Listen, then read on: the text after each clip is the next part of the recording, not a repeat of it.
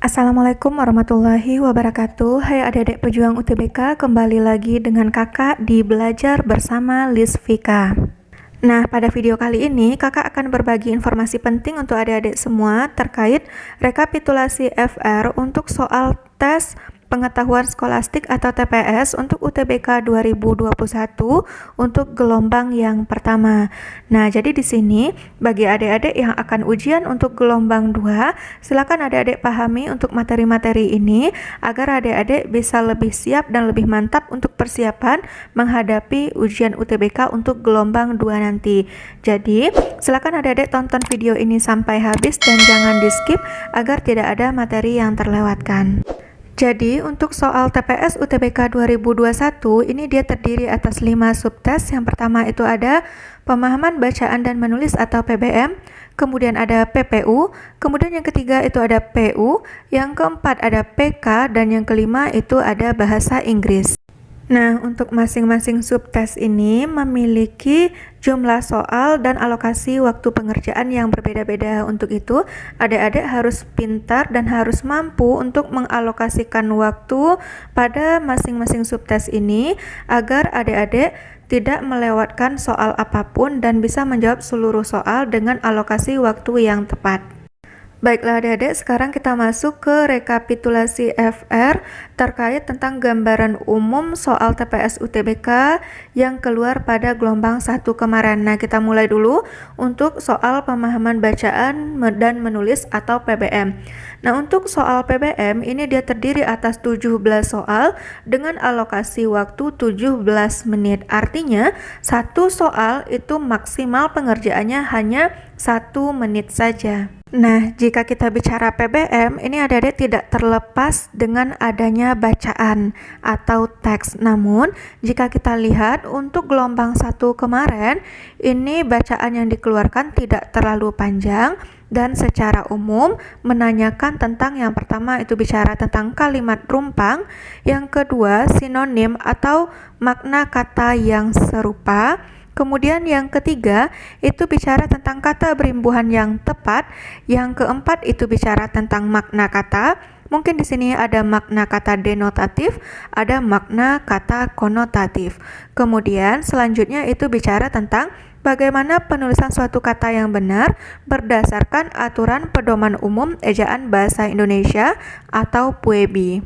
Kemudian untuk tambahannya, biasanya jika kita bicara tentang teks bahasa Indonesia, nah ini umumnya juga sering ditanyakan tentang hubungan antar paragraf. Jadi, adik-adik harus mampu dan menguasai materi ini agar adik-adik bisa lancar dan sukses untuk pelaksanaan UTBK 2021 untuk gelombang kedua nanti. Nah, selanjutnya itu kita masuk untuk subtes yang kedua yaitu PPU. Nah, untuk PPU ini dia terdiri atas 17 soal dengan alokasi waktu pengerjaan itu selama 17 menit. Artinya, satu soal masih maksimal pengerjaan 1 menit. Nah, di sini ada beberapa materi yang sangat sering sekali muncul pada pelaksanaan UTBK 2021 untuk gelombang yang pertama. Di antaranya, adik-adik harus mampu dan harus bisa mencari kesimpulan dalam suatu paragraf. Yang kedua, itu adik-adik akan ditanya terkait tentang tes logika atau kemampuan logis. Ini umumnya bicara tentang kesimpulan premis. Nah, bicara premis, itu kakak sebelumnya juga sudah pernah membahaskan tentang soal premis. Bagi adik-adik yang belum melihat video sebelumnya, silakan adik-adik pahami dulu video sebelumnya agar adik-adik mampu dan bisa untuk menjawab soal-soal dengan tipe premis ini.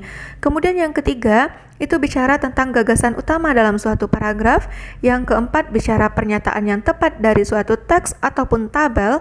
Kemudian yang kelima, bicara hubungan antar paragraf. Dan yang terakhir, itu bicara tentang kalimat efektif. Kemudian kita masuk untuk subtes yang ketiga, itu ada PU. PU itu terdiri atas 16 soal dengan alokasi waktu pengerjaan selama 22,5 menit.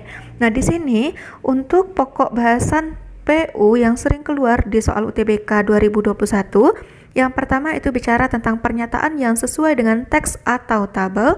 Kemudian yang kedua bicara kata rujukan. Yang ketiga, pernyataan yang tidak sesuai dengan teks atau tabel. Yang keempat, bicara pesan tersirat dalam suatu teks atau tabel. Dan yang kelima, bicara pesan tersurat. Kemudian yang keenam, bicara ide pokok dalam suatu paragraf. Kemudian yang ketujuh, itu bicara tentang bahasa Panda. Namun, untuk UTBK 2021 ini, untuk bahasa Panda, ini tidak mendominasi pada soal UTBK 2021. Mungkin sebagian adik-adik itu ada yang mendapatkan modal soal Panda atau soal bahasa Panda, dan ada yang tidak mendapatkan modal soal tentang bahasa Panda ini sendiri. Kemudian untuk tambahan modal soal PU, ini juga ada yang menanyakan tentang mana pernyataan yang melemahkan atau menguatkan dalam suatu teks. Nah, itu adik-adik harus mampu menentukan pernyataan-pernyataan tersebut. Selanjutnya kita masuk untuk subtes yang keempat, itu tentang pengetahuan kuantitatif. Ini terdiri atas 15 soal dengan alokasi waktu pengerjaan selama 28 menit. Nah, ini materi yang sangat sering muncul untuk soal PK pada gelombang 1 kemarin, itu bicara tentang matriks, determinan, inverse, kemudian sumbu lipat bangun datar, peluang, min, median, dan modus, kemudian ada persamaan akar, logaritma, sudut, eksponen, himpunan, kemudian pernyataan yang benar itu terkait tentang dua persamaan. Jadi bagi adik-adik yang belum melaksanakan ujian atau yang akan ujian pada gelombang 2 nanti, nah jika ada materi PK ini yang masih belum adik-adik pahami, ini masih ada waktu untuk belajar sampai dengan pelaksanaan UTBK gelombang yang kedua. Jadi adik-adik silahkan pelajari lagi untuk poin-poin PK yang sering muncul pada gelombang 1 untuk UTBK 2021 ini. Dan yang terakhir untuk modal soal bahasa Inggris, ini terdiri atas 15 soal dan alokasi waktu pengerjaan itu selama 22,5 menit. Nah, untuk modal soal bahasa Inggris ini umumnya reading, secara umum sama saja dengan soal tipe bahasa Indonesia, tapi nanti disajikan dalam bentuk bahasa Inggris. Nanti adik-adik umumnya akan ditanya tentang conclusion atau kesimpulan, kemudian bicara tentang sinonim dari suatu kata, kemudian bicara tentang pernyataan yang tersurat dan pernyataan yang ada di dalam teks. Baiklah adik-adik, sekian dulu untuk gambaran umum atau rekapitulasi dari model soal TPS UTBK 2021 ini. Dan bagi adik-adik yang belum melaksanakan ujian, tetap pahami seluruh materi ini. Semoga adik-adik bisa dilancarkan untuk pelaksanaan ujiannya di gelombang kedua nanti.